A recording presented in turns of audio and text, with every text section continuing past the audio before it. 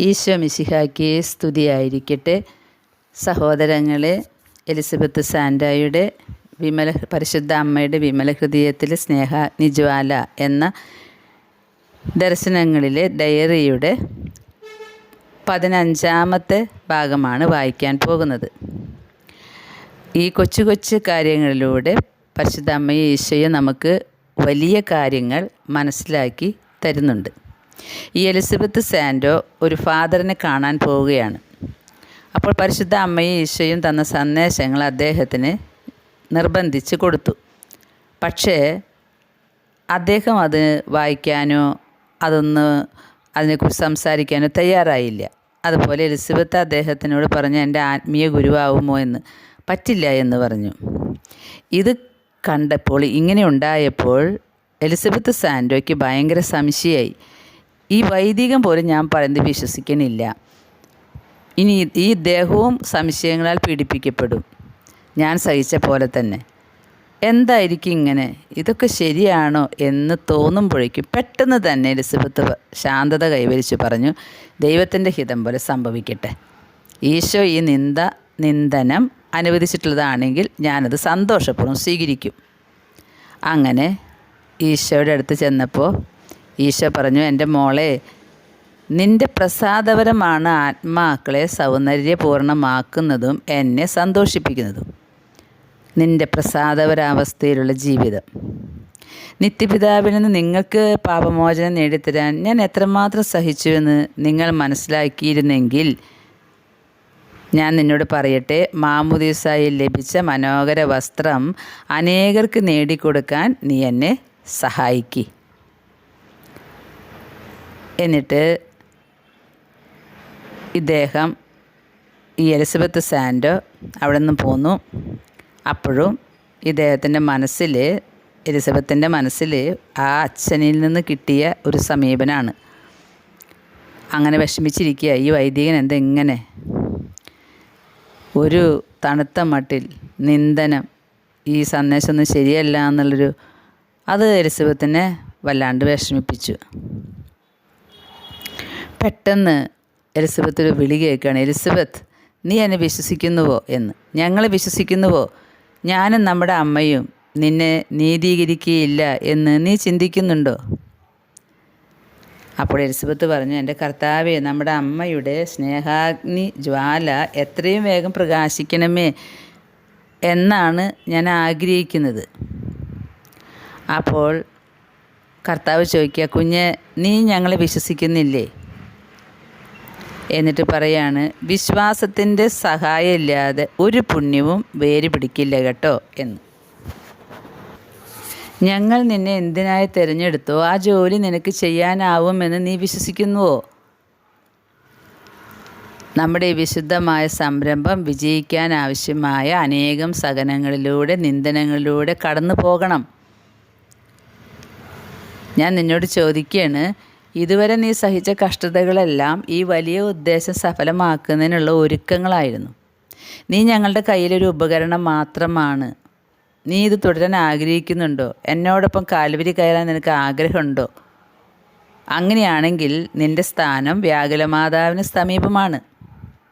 നീ നിന്നെ തന്നെ പൂർണ്ണമായി ഉപേക്ഷിച്ചാൽ മാത്രമേ പരിശുദ്ധ അമ്മയുടെ വിമല ഹൃദയത്തിൽ ഈ സ്നേഹാഗ്നിജ്വാല നീ വഴി ഈ ഭൂമിയിൽ ഉജ്ജ്വലിപ്പിക്കാനാവുള്ളൂ. നീ ഇത് കേട്ടിട്ട് ശ്രദ്ധിച്ച് മറുപടി പറയേ. പ്രിയ സഹോദരങ്ങളെ, ഇതാണ് സഹനങ്ങളുടെയും നിന്ദനങ്ങളുടെയും ഒക്കെ പിന്നിലുള്ള പദ്ധതി. കുറേ വർഷങ്ങൾ സഹനങ്ങൾ ഏറ്റെടുത്ത് കഴിഞ്ഞ് നമ്മളതിന് ധൈര്യപൂർവ്വം ഏറ്റെടുക്കുന്നു എന്ന് ഈശോ കണ്ട് മനസ്സിലാക്കുമ്പോൾ മാത്രമാണ് നമ്മളിലൂടെ ഒരു പദ്ധതി പൂർത്തീകരിക്കപ്പെടുകയുള്ളൂ. ഈശോയ്ക്ക് നമ്മളെക്കുറിച്ചൊരു പദ്ധതിയുണ്ട്. എന്ത് കാര്യമാണോ നമ്മളിലൂടെ നടക്കേണ്ടത് അതിനായിട്ട് നമ്മളെ വെട്ടിയൊരുക്കും, സഹനങ്ങൾ നൽകും. പലതരം സഹനങ്ങളിൽ കൂടെ നമ്മളെ ഒരുക്കിക്കൊണ്ടുവന്ന് എല്ലാ ബന്ധങ്ങളെയും ദൈവത്തിന് വിട്ടുകൊടുത്ത് പരിപൂർണമായി ദൈവത്തിലേക്ക് ആകാൻ നമ്മളെ സഹായിക്കും. അങ്ങനെ പരിപൂർണമായി നേടിയെടുക്കാനുള്ളതാണ് ഈ നമ്മുടെ ജീവിതത്തിൽ വരുന്ന സഹനം. അങ്ങനെ പരിപൂർണത നേടിക്കഴിയുമ്പോഴാണ് നമുക്ക് ഓരോ ഡ്യൂട്ടികൾ, ഉത്തരവാദിത്തങ്ങൾ നൽകുന്നത്. അപ്പോൾ പറയുകയാണ്, നീ നന്നായിട്ട് ആലോചിച്ചിട്ട് ഇനി ഇതിനൊരു മറുപടി പറയും. ഇടയ്ക്കിടയ്ക്ക് ഇങ്ങനെ ആടുന്ന സ്വഭാവം ഈശോയ്ക്ക് ഇഷ്ടമല്ല, സ്ഥിരതയുള്ളവരായിരിക്കണമെന്നാണ് പറയുന്നത്. എന്നിട്ട് ഈശോ പറയണം, നീ ആ വൈദികൻ തിരസ്കരിച്ചപ്പോഴേക്കും ഭയങ്കര ദുഃഖിച്ചു അല്ലേ എന്ന്. എന്തായാലും നീ അത് ശക്തമായി പിടിച്ചു നിന്നു. ഈശോയുടെ ഇഷ്ടം പോലെ നടക്കട്ടെ എന്ന് പറഞ്ഞില്ലേ. നമ്മുടെ ജീവിതത്തിലും നമ്മൾ അങ്ങനെ തന്നെ വേണം. എത്രയൊക്കെ സഹനം വന്നാലും ഇതാണ് ഈശോയുടെ ഇഷ്ടമെങ്കിൽ അത് നടക്കട്ടെ. അങ്ങനെ പൂർണ്ണമായും നമ്മൾ വിട്ടുകൊടുക്കുമ്പോൾ സഹനങ്ങളെല്ലാം മാറിപ്പോകുന്നത് നമുക്ക് കാണാനായിട്ട് പറ്റും. അടുത്തത് കർത്താവ് ഒരു വലിയ പ്രവചനമാണ് കൊടുത്തത് കേട്ടോ. കർത്താവ് പറയാണ്, ഈ കൃപയുടെ പ്രവാഹത്തെ ആദ്യത്തെ പെന്തക്കുസ്ത അനുഭവമായിട്ട് കാണേണ്ടി വരും. ആദ്യത്തെ പെന്തക്കുസ്തായിൽ പരിശുദ്ധാത്മാവ് അഗ്നിജ്വാലമായിട്ട് സ്ലീഹന്മാരുടെയും പരിശുദ്ധ അമ്മയുടെയും മേൽ വന്നതുപോലെയാണ് ഈ അവസാന കാലഘട്ടത്തിൽ പരിശുദ്ധ അമ്മയുടെ വിമല ഹൃദയത്തിലെ സ്നേഹാഗ്നിജ്വാല നമ്മളിൽ വരിക. അത് ലോകം മുഴുവൻ ഇളക്കി മറിക്കുമെന്നാണ് പറയുന്നത്. വിശ്വാസമില്ലാത്ത ലോകം, ക്രമേണ അന്ധകാരത്തിലേക്ക് പോകുന്ന ലോകം, വിശ്വസിക്കാൻ ആരംഭിക്കുന്നതിന് മുമ്പ് ഗുരുതരമായ ഒരു ആഘാതം അനുഭവിക്കും. വിശ്വസിക്കുന്നതിനേക്കാൾ മുൻപ് ഈ ആഘാതം ഒരു പുതിയ വിശ്വാസമുള്ള ലോകത്തിന് നാന്ദി കുറിക്കുകയും വിശ്വാസം മൂലമുണ്ടാകുന്ന ആത്മവിശ്വാസം ആത്മാക്കളിൽ മുളയെടുക്കുകയും അതുവഴി ഭൂമുഖം പുതുതാവുകയും ചെയ്യും.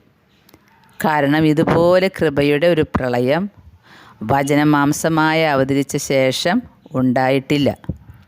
ലോകത്തിൻ്റെ നവീകരണം നിറഞ്ഞു കവിയുന്ന സഹനം വഴിയായി പരിശുദ്ധ അമ്മയുടെ മാധ്യസ്ഥതയിലും ശക്തിയിലും കൂടെ സംഭവിക്കും. പ്രിയ സഹോദരങ്ങളെ, അന്ത്യകാലത്തിൻ്റെ രണ്ടാം വരവിൻ്റെ പ്രവചനമാണ് ഈ എലിസബത്ത് സാൻഡോയിലൂടെ പരിശുദ്ധ അമ്മ നൽകുന്നത്. അന്ധകാരത്തിൽ ആഴുന്ന ലോകം, അത് പാപം നിറഞ്ഞിരിക്കുന്ന ലോകം, വിശ്വസിക്കാതെ നടക്കുമ്പോൾ ഒരു ഗുരുതരമായ ആഘാതം സംഭവിക്കും. ആ ആഘാതം സംഭവിച്ചതിന് ശേഷമാണ് വിശ്വാസം തുടങ്ങുക. അങ്ങനെ വിശ്വാസമുള്ള ഒരു ലോകമുണ്ടാകും. ഭൂമുഖം പുതുതാകുകയും ചെയ്യും. അതേതിൽ കൂടെയാണ്? പരിശുദ്ധ അമ്മയുടെ വിമല ഹൃദയത്തിലെ സ്നേഹാഗ്നി ജ്വാലയിലൂടെയാണ് ഇത് നടക്കുക. ഈ ഒരു പ്രവചനമാണ് എലിസബത്ത് സാൻഡോയിലൂടെ ഇപ്പോൾ നമുക്ക് ലഭിച്ചിരിക്കുന്നത്. അപ്പോൾ നമ്മൾ എന്ത് ചെയ്യണം? പരിശുദ്ധ അമ്മയുടെ വിമല ഹൃദയത്തിലേക്ക് ഓടിക്കയറുക. അവിടെ കത്തിജ്വലിക്കുന്ന സ്നേഹാഗ്നി ജ്വാലയുണ്ട്, അത് ലോകം മുഴുവൻ എത്തിക്കുക. ആ സ്നേഹാഗ്നി ജ്വാല ഈശോയാണ്.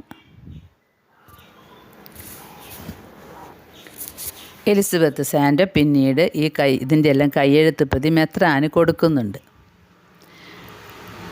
ഈശോ പറയാണ്, ഞാൻ എന്തുകൊണ്ടാണ് നിന്നെ തിരഞ്ഞെടുത്തത് നിനക്കറിയാമോ എന്ന്.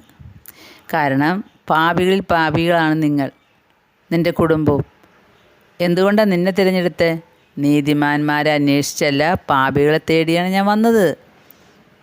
അതുകൊണ്ടാണ് ഇത്ര വേദന നിറഞ്ഞൊരു മരണം ഞാൻ സ്വീകരിച്ചത്. അതുകൊണ്ട് തന്നെയാണ് നിന്നെ ഈ രക്ഷാകര പദ്ധതിയിലേക്ക് ഞാൻ തിരഞ്ഞെടുത്തതും. നീ എന്നോടുകൂടെ രക്തസാക്ഷിത്വം വരെ സഹിക്കുക. സഹനം മാറ്റിക്കൊടുക്കാമെന്നല്ല പറഞ്ഞത് കേട്ടോ. നീ എന്നോടുകൂടെ സഹിക്ക്, ശക്തിക്കായിട്ട് ഞാൻ നിൻ്റെ കൂടെയുണ്ടെന്ന്. എങ്ങനെ തിരിച്ചും മറിച്ചും എവിടെ പോയാലും എന്തു പോയാലും കർത്താവ് പറയുന്നത് സഹിക്കണമെന്നാണ്. ആ ഒരു വിളിയിൽ നിന്നാണ് നമ്മൾ ഓടി അകലുന്നത്, സഹനങ്ങളില്ലാതാകാൻ. ഇനി ഈശോ വേറൊരു കാര്യം കൂടെ പഠിപ്പിച്ചു കേട്ടോ. ഏറ്റവും വലിയ സഹനം എന്താണെന്നോ?